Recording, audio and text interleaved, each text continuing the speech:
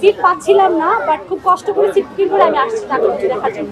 তাণ্ডব ছবি দেখতে আসলাম আমরা 2টার দিকে আসছি।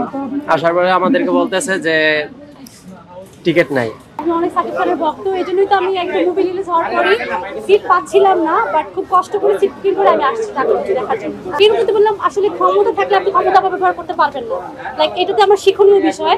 বাট এছাড়াও তার যে লাইক স্যাড স্কিনগুলা, খুব দুঃখের স্কিনগুলো, এগুলো কিন্তু অনেক বেশি ভালো ছিল।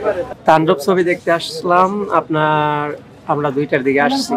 আসার পরে আমাদেরকে বলতেছে যে টিকিট নাই।